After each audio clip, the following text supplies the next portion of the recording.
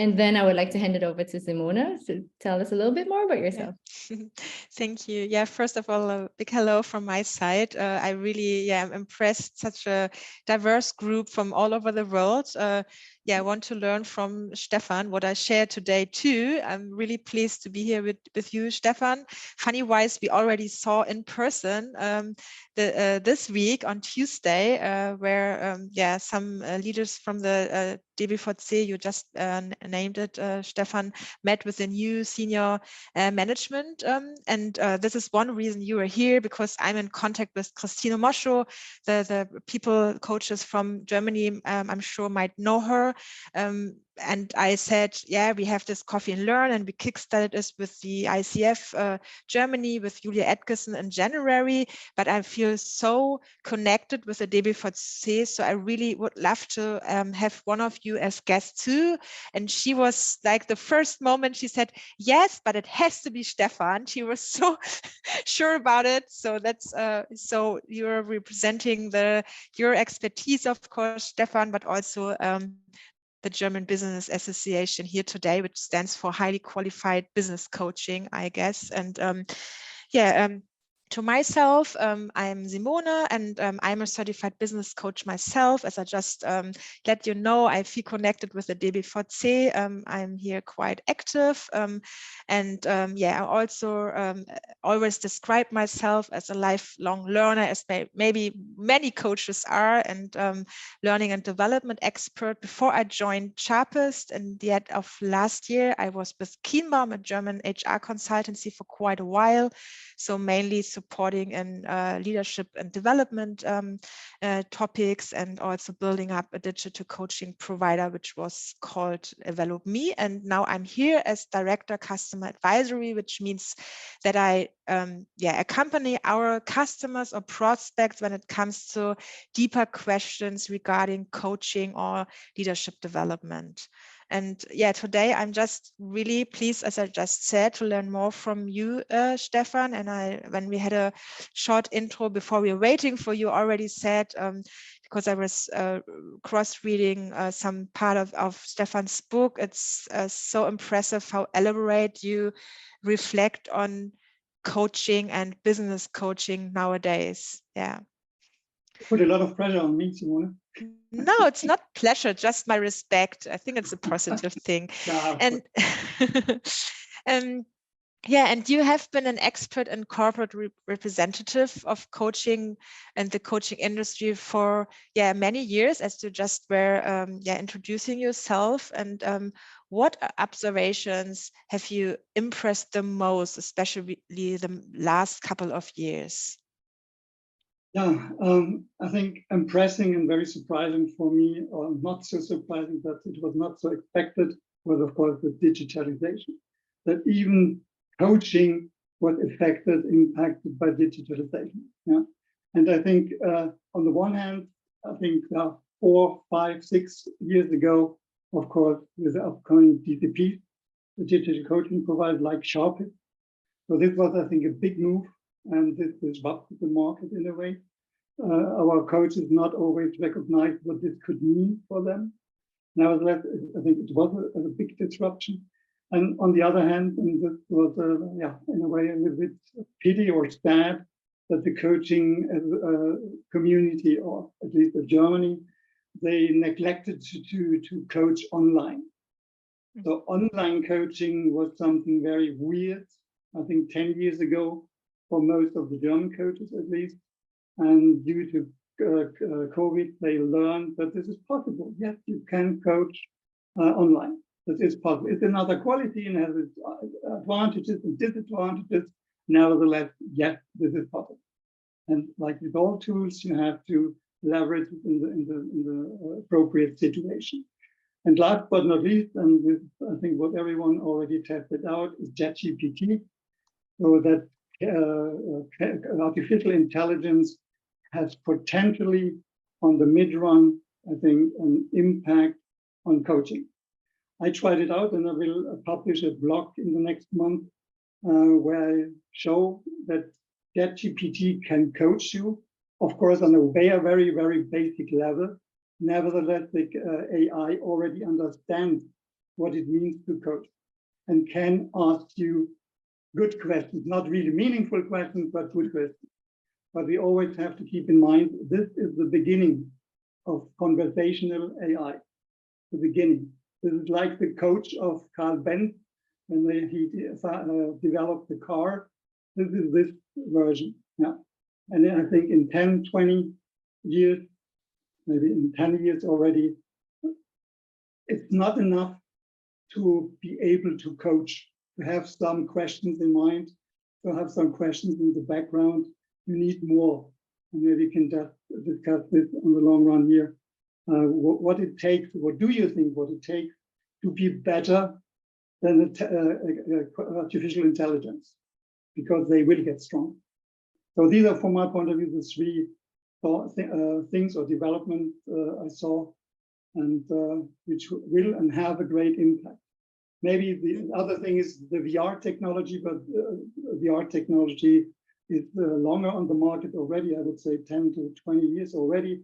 Nevertheless, now it has a maturity where you really can leverage this for coaching. So we are doing this currently for our top executive level and board, that they can prepare to present on the big stage, because you can't never simulate this in a way. Huh? And VR technology helps you to simulate, to stand in front really of thousands of people looking into the dark, spots on you, and that you can simulate it with VR. And this is why we are leveraging for the first time now in coaching within our executive coaching. Yeah, I think these four developments, these things that I observed, have a great impact, and the impact really gets even stronger from our point of view. Yeah, you were already raising so the changes that might arise in the coaching industry regarding like artificial intelligence, like ChatGPT, and also the introduction of digital coaching providers in the market. Maybe you could deep dive a little bit, Stefan. So what exactly do you think will be the main changes of these new technologies and new platform ideas and so on? What is your position on that? Absolutely. What is really obvious is that the DCPs have changed the way you can consume coaching. And when I started at that in 2000, I did manually the coaching engagement. And this was a ritual, more or less a ritual, when a manager gets a coach. And this was a lot of effort to really bring coaches and the clients together. So at the beginning, I invested about, I think 30% of my time to do the coaching service, at least at SAP Germany. This was at this time about 12,000 people, and some people, but not managers. But we offer this for employees as well. Today, I sourced it out, and I have about, I think, 0.3% of my working time I'm responsible for coaching. So the productivity change is tremendously. Yeah? And of course, my manager, she really likes it if I tell her I don't have to invest 30% of my time in arranging coaching for SAP globally with 0.3% of my time. Yeah? This is a huge productivity shift. And this is, of course, a consequence of digitalization. No? So on the other hand, the platforms, they really allow you now, and I'm not talking of future, and don't get it wrong, I don't talk of us. I talk of our kids. I talk of your grandchildren. And if you really think this further, if you have observed your kids, they are, how they communicate, how they consume, they don't want to have a long process behind it, or they want to buy or order a coach like you buy a smartphone on Amazon. It should be easy. It should be easy to pay. It should be easy to compare. And only the DCPs really can offer this service. Yeah? So it's a completely another consumption, another distribution of coaching service. Yeah? And this was, from my point of view, really a disruption. Yeah? Because in the past, it was always, like I said, a ceremony, a ritual, if somebody got a coach. Yeah. So you cannot have everywhere, every time, on every device. Yeah. So this online coaching and the DCPs make it possible to make it simply more modern in a way, more up to date. The other thing is, and that's what I already said, is of course that it's the augmented piece in it, the hybrid thing, that you can have online coaching and that you can have face-to-face coaching, dependent on the different stage of the coaching process. So this wasn't possible as well in the past. So I think this is one of the major changes, and I think a new thing which comes with the digitalization is the data, that they're more data-driven, because if they're using VR, if they are using DCPs, if they are using online coaching, what do you get out of it? Data, tons of data. And potentially, yeah, maybe some DCP or companies, they will simply leverage this data. Of course, we have some data security issues, but if they are respected in a certain way, yeah, coaching can be more data-based. When we add to the VR coaching thing wearables, a lot of people have already smartwatches, and you're integrating the data you get from your body, for example, how stressed you are, etc., and you integrate it into the coaching process. The coaching process can much more objective.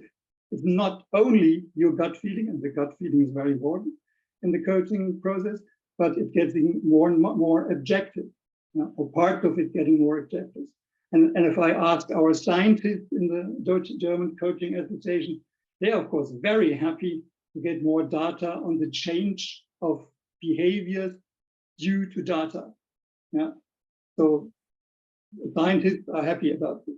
Yeah.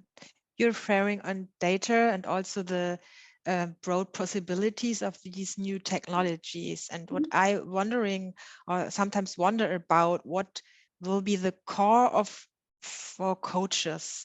Which competence would be the core in this future? And I can give just as an impulse my position on this, because I think that when we will have so many more information in our future coaching processes, I mean, to the point when we are not just replaced by AI. So this is another discussion. Now I mean like the hybrid work, like a human being coach together with new technologies. And we have like wearables, you were just mentioning them, or like voice recognition is something I know from diagnostics, could be integrated in any coaching process, and would give you or us as coaches so many more information about the person we are going to coach. So, and what I think is that is a really overwhelming situation, because we are still human beings, and if I have so many informations about what the person says, what I hear, but what it actually could mean, and I really kind of psychoanalytical or psychodynamic way, and I have the voice recognition, then I have the wearable, and I know what the parasympathetic information is. So how can I handle it as coach? So what is the core, or what should the competence model maybe look like for us as coaches in these future times? Yeah, I think it's very obvious. I think our sons or grandchildren as coaches, they have to be, and I think this would be a natural thing, more data scientists in a way. And you're currently working with this data. If you have a smartwatch and you're going out and you're comparing with other people in the world, how they are doing, and integrating this actively into the coach process, I think this will be a normal way. But how exactly would we do it? I mean about data, we all know it's about creating data, then it's about describing data, and the really crucial point is about interpreting data. And how will we do this switch from having the data as like maybe learn how to describe them and to have them, but the main challenge, I think, is to interpret them and also to select and re-aggregate data we're gonna have. In my book, I call it digital literacy. So this would be one of the future competencies of a coach. But on the one hand, yes, I'm absolutely fine that we will work more with data, that we leverage data. On the other hand, and this is what I wrote as well, of course, this will be in the future not the added value or where you can differentiate, because every coach will have this in the future.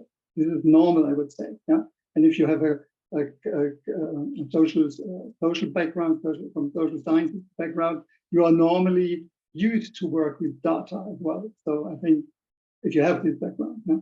Otherwise maybe you have to learn it. But I think the added value and the challenge, if you ask me for the challenges of the future for coaches, then is what differentiates you from the AI? Because as you can see and read, if you ask ChatGPT a question, and you can always determine how it should answer you, so more rigid, or very empathic or so, this AI can already create moods, yeah, or certain tones. Yeah?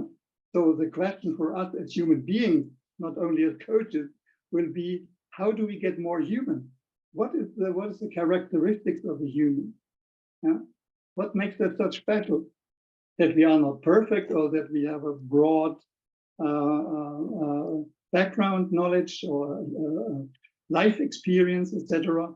And this, I think, this will be the discussions for the future. Yeah, and maybe we are more harmed for emotions than an IE. I mean, even if an IE will have moods or emotions, and what I find really interesting about all this artificial intelligence discussion is what exactly is the topic about the relationship between artificial intelligence and a human being. Because now, if I'm enjoying something or I'm get angry, I get a resonate from my counterpart in what way ever. But if there will be a machine, or even not a machine, something really abstract on a meter level, and I know it's not the right feeling, just that's an artificial emotion. What will this make with people? Be careful, because there are already a page out there called Chat Love. And there's a movie out there, and who has the time to have a look at it. Her, it's called, the title of the movie is Her. And it's very well described in the movie and in reality with bot love, that people can fall in love. Yeah, I know. A chatbot. You don't have a person in front of you, even with a voice. Yeah. And there's another AI which is interesting. You maybe can Google this as well. It's called Replica. And this is a therapy app or chatbot. And it really develops and learns via you interacting with her or him, I don't know anymore. You can even maybe change the gender now. So it's, and some people, for example, in our family, our robot is called, for vacuum cleaning, is called Reinhard. So we have, as human beings, we have the tendency to see machines in a way as human entities. Let's put it like this, not as human beings, but as entities. So we have a natural tendency to make them human, but we should never forget that they aren't. So if I kick my robot, it will not feel something, yeah. Or so I'm angry, yeah, and or the chatbot ChatGPT will be always friendly, even if I call him or an whole, yeah. He will or she will be friendly. And this, of course, what people sometimes appreciating, because this machine, for example, has much more patience than a human being. Yeah. So this, on the one hand, the strength. On the other hand, this could be dangerous, because we forget that human beings are human beings and they are not always patient. But we appreciate more that people constantly are patient with us. Yeah.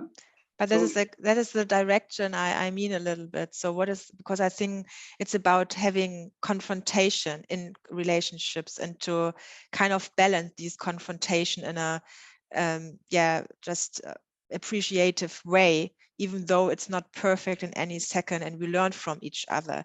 But if there is this kind of perfect answer to everything, I could imagine that it will arise aggressions, because if somebody is really nice all the time and I want to make him or her, my coach or whoever, angry, and it's just calm, I think there will arise new emotions in a coaching process, and maybe this will kind of be not the solution, even though we think it's a perfect solution for our coaching. This is exactly what I mean when I talk of being more human, that we even allow to be imperfect, and this can maybe make the difference at the end. Yeah? So, and this is what we have to think about. What is specific for us? What makes us really human? On the one hand, maybe you get angry and not get that you are impatient or so, yeah. But maybe this gives you, of course, a characteristic, a special personality. Yeah. So this makes you again individual, because if you really test this ChatGPT, you get, of course, answers, and always friendly answers if you get the right prompt into it. But as you said, and this was the same feeling for me, it's very monotone in a way. It's always correct, but it's very monotone.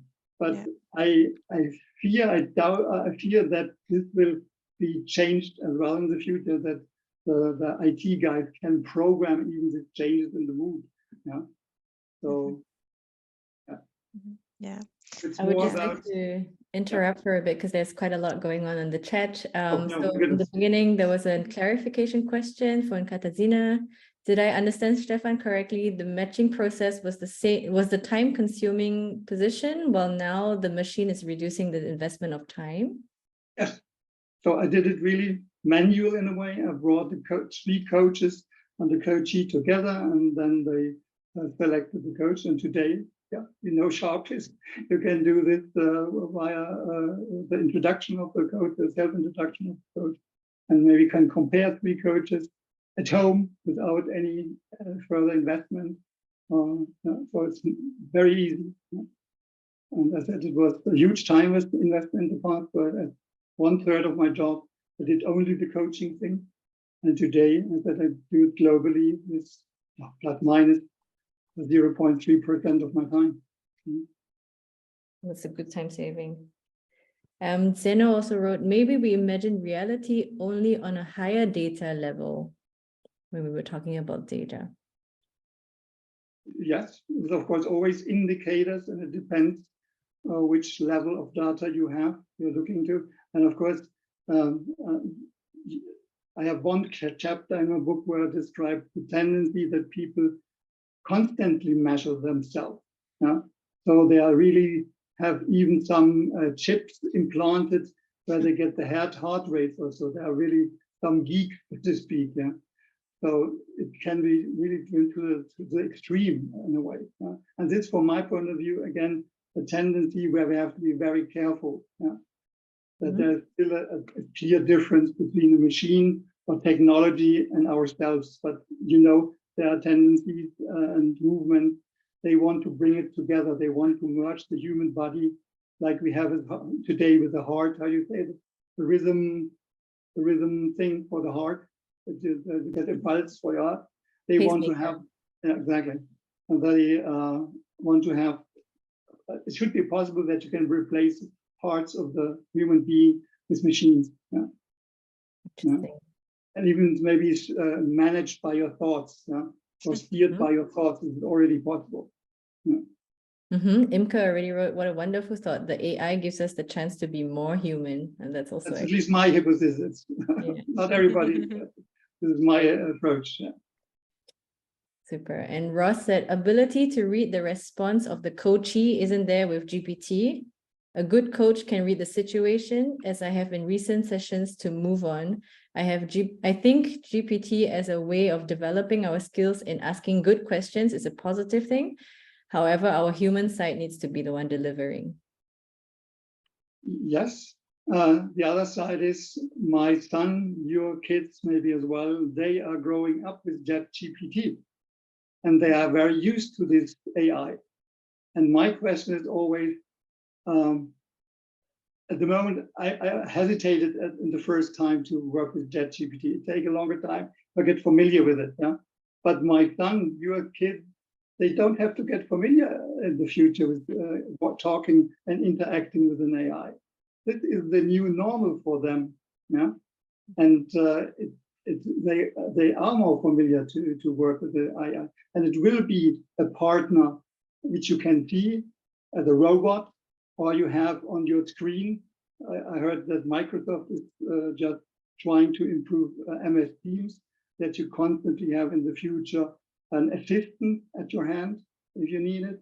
You can constantly ask, the assistant will arrange your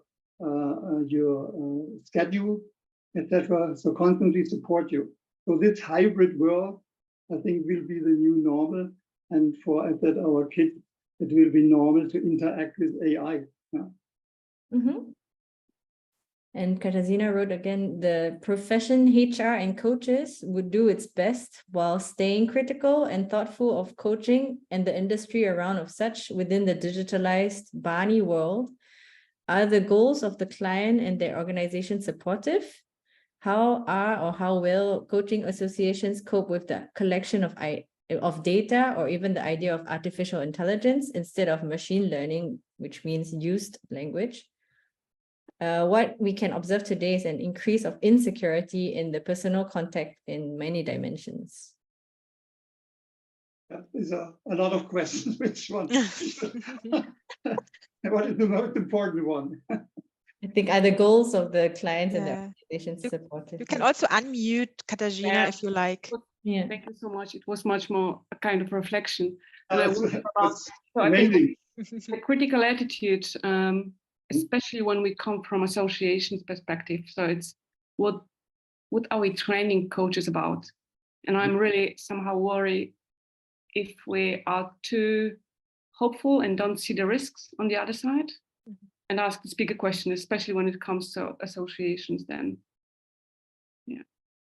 Absolutely. So I think I will trigger a discussion in our association for our educator, the educational institutes. Normally, ChatGPT and AI should be a part, at least, of this education, because I think AI could support us.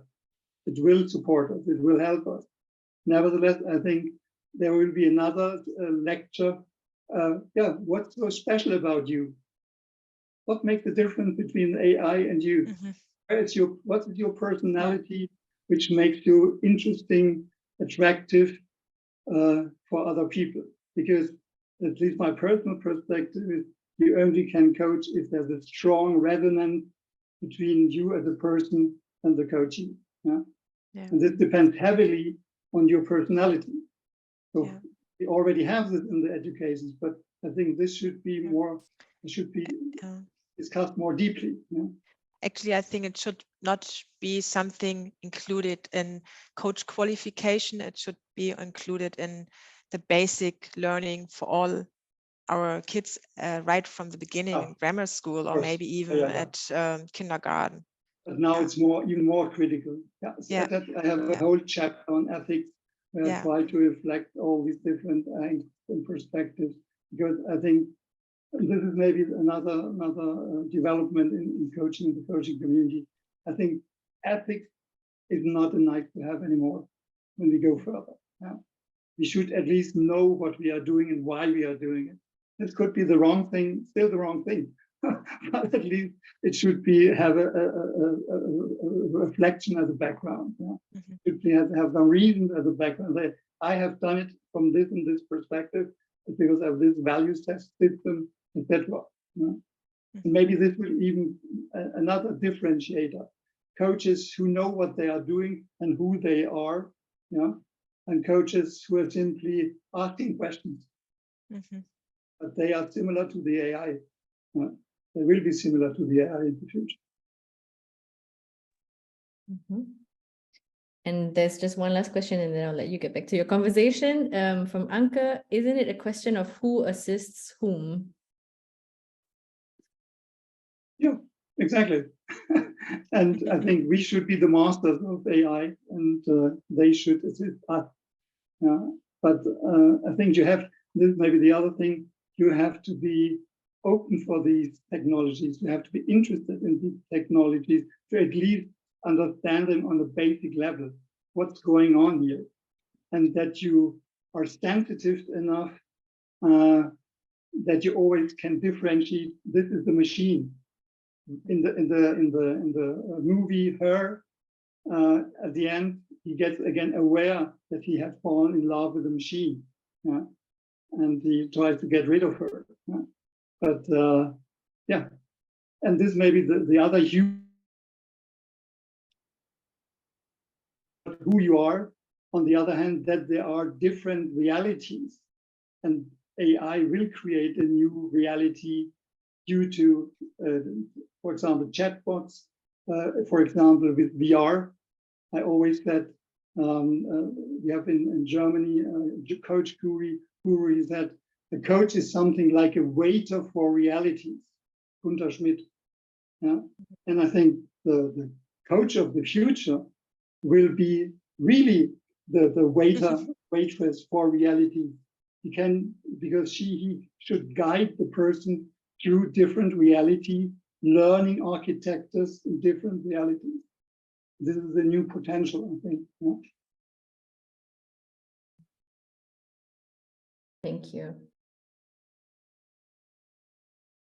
I will leave you two to continue the conversation, I think, and I'll jump back into the chat in a bit.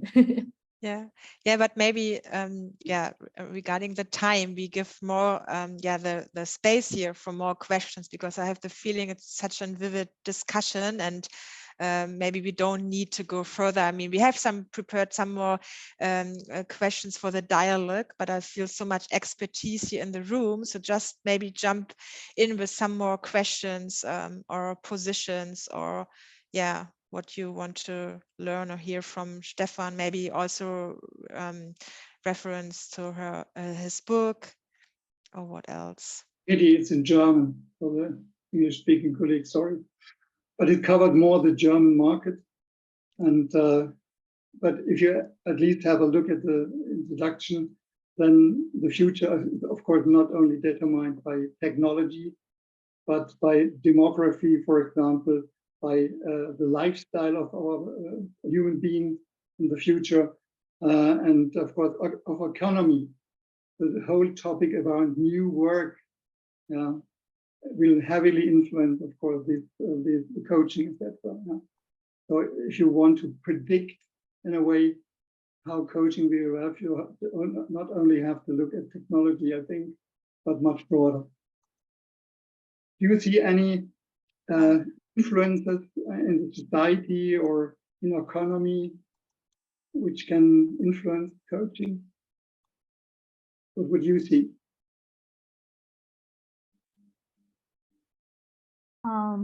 Hi, this is Serena from China. Thank you, Stephen. It's amongst Jerry.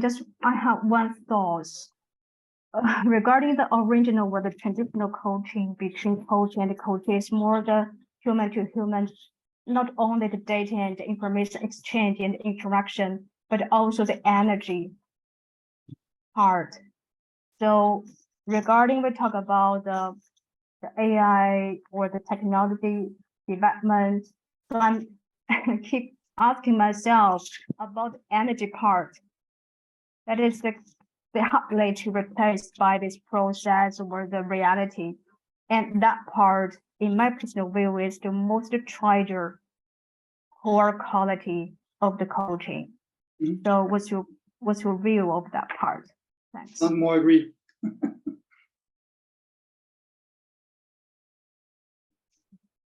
Stefan, here's Elizabeth speaking. I have a question to you regarding ChatGPT.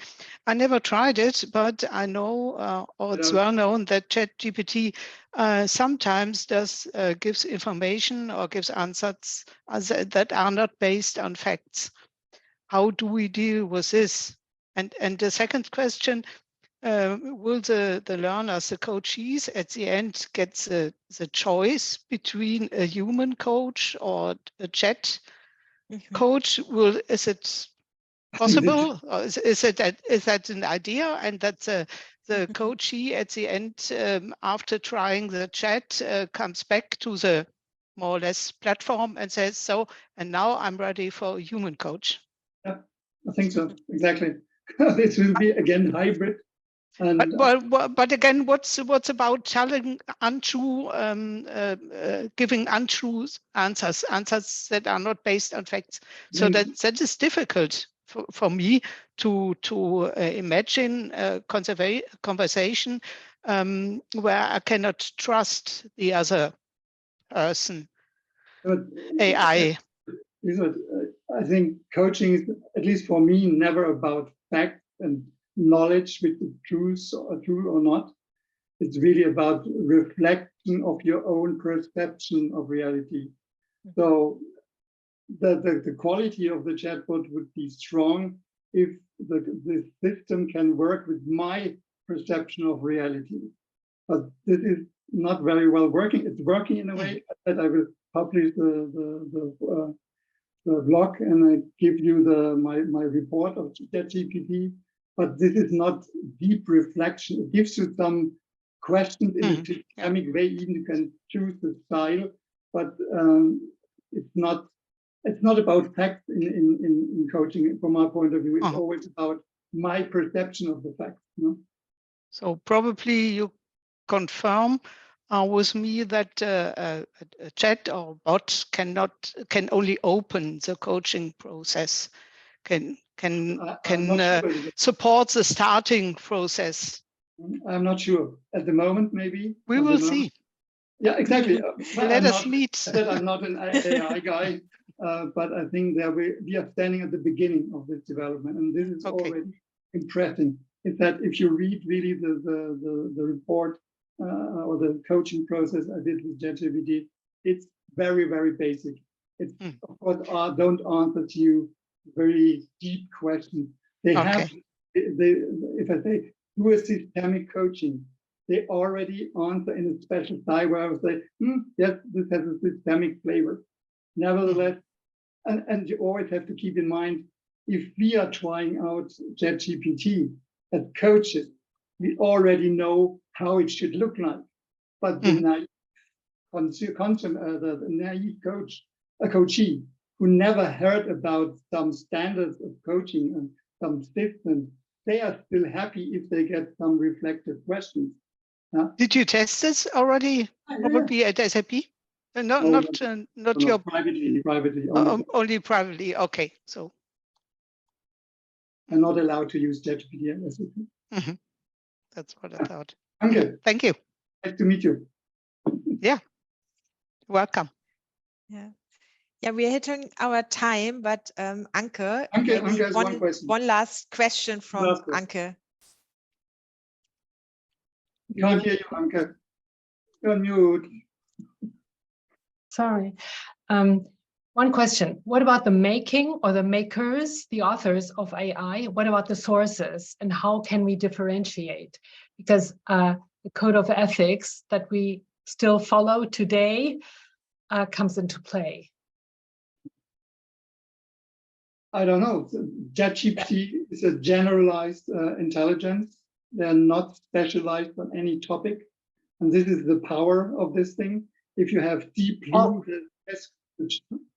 also a weakness. It's not designed for special contexts. Exactly. Yeah. Okay. So, and this is of course the power of this instrument, because you can ask the ChatGPT about what should I do because I'm feeling sad. What should I do?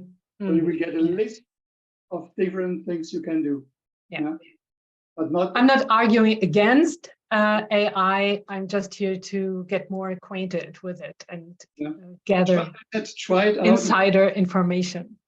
As said, this is the dangerous thing, so to speak. Everyone can use now AI. Yeah. To the good and to the bad, of course. Yeah. Approachable Thank for you. everyone. It's a common thing. Yeah. Okay.